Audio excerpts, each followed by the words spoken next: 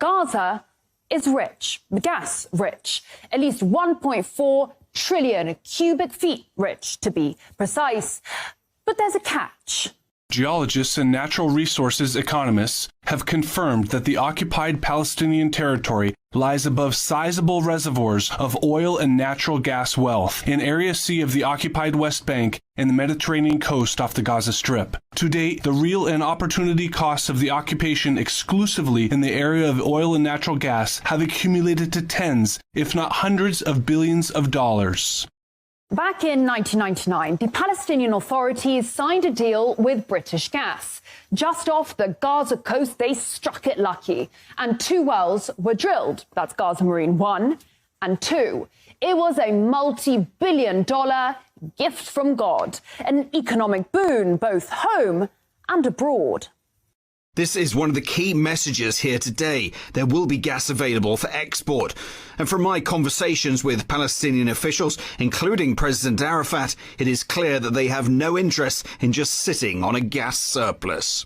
Fast forward to 2007, Hamas comes to power and Israel launches an offensive on the Gaza Strip, leaving behind 1,400 dead Palestinians, but taking with it the gas fields. Now, within the year, Israel announced the discovery of the Leviathan natural gas field, which did include Gaza's riches, all in all valued at $453 billion.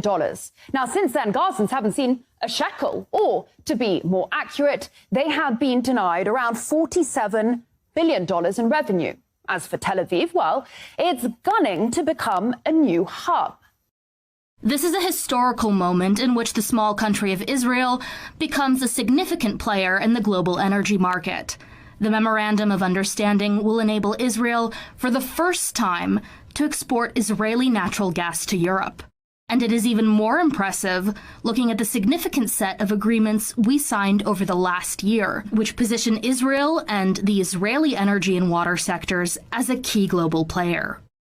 Let's just run through this then. At that moment in time, so we're talking 2022, Russian oil and gas was sanctioned. Iranian oil was sanctioned. Syrian oil fields were, and still are, illegally occupied by US forces. Now, the key port of Latakia was being bombed by Israel, and the port of Beirut, the gateway to the Middle East, lay in ruins. Enter this small country of Israel right here with its seas of gas, its working ports, an answer to Europe's problems, and perhaps, most critically, the US blessing. Because in case you didn't know, US Congress has decided that Israeli energy is in the highest national security interests of Washington. So DC was only too happy for Tel Aviv to become a key global player. After all, it had itself previously mulled over ways in which to make its 51st state a window onto Europe.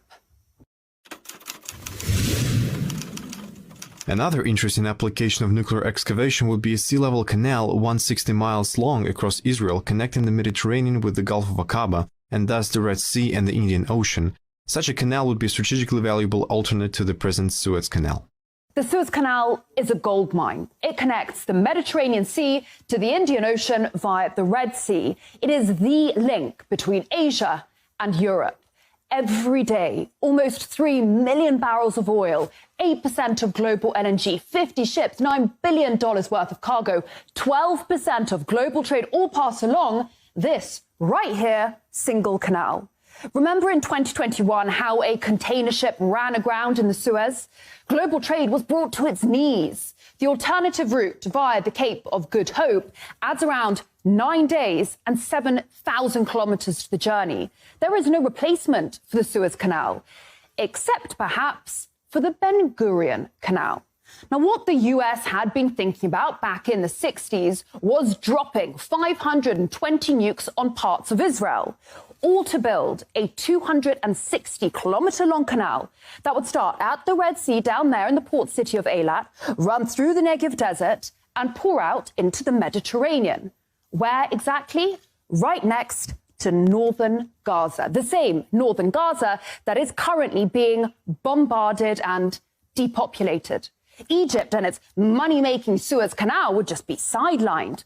The same Egypt that, rumour has it, is now considering taking in refugees in exchange for debt relief by the US. And if you think it's crude of me to talk business during times of an existential war, think again. The winning companies have committed to unprecedented investment in natural gas exploration over the next 3 years, which would hopefully result in the discovery of new natural gas reservoirs.